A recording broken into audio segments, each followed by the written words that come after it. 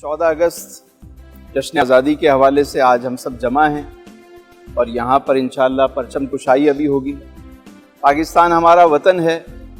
अल्लाह ताला ने बेशुमार नेमतें इस मुल्क को अता की हैं। पाकिस्तान में किसी चीज़ की कमी नहीं है। हर वो नेमत जिसका तसव्वुर किया जा सकता है वो अल्लाह ने हमें अता की। बहुत सारे लोगों ने इस कौम को तकलीफ़ देने की कोशिश की है। इस कौम को तरह तरह के मसाइब झेलने पड़े।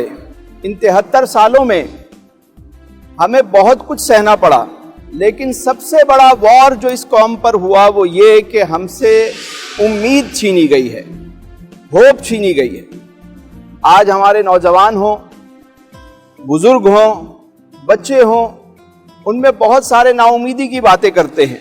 वो प्रिंट मीडिया हो, इलेक्ट्रॉनिक मीडिया हो, एंकर पर्सन हो, वो बैठकर नाउमीदी फैलाते हैं कि पाकिस्तान खत्म हो गया, पाकिस्तान में ये हो गया, पाकिस्तान में वो हो गया। अगर ये साल हम उम्मीद बांटना शुरू कर दें, हर बंदा जो कलम जिसके पास है, जो लिखने वाला है वो होप लिखे, जो बोलने वाला है वो उम्मीद की बात करे, एक साल में पाकिस्तान का नक्शा बदला हुआ नजर आएगा।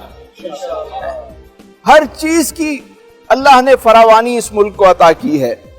क्या ही अच्छा हो कि मैं उन लोगों को बताना चाहता हूं कि जिसने भी इस मुल्क को खत्म करने की कोशिश की वो खुद तो खत्म हो गया, लेकिन ये मुल्क बाकी रहा। पाकिस्तान जिंदाबाद, पाकिस्तान जिंदाबाद।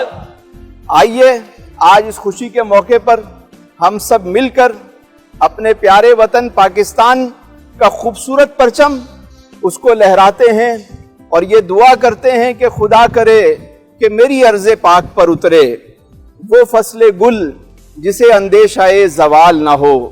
यहाँ वो सब्ज़ा उगे जो हमेशा सब्ज़ रहे और ऐसा सब्ज़ कि जिसकी कोई मिसाल ना हो। पाकिस्तान जिंदाबाद, दिल दिल पाकिस्तान, जान जान पाकिस्तान, दिल दिल पाकिस्तान, जान जान। पाकिस्तान।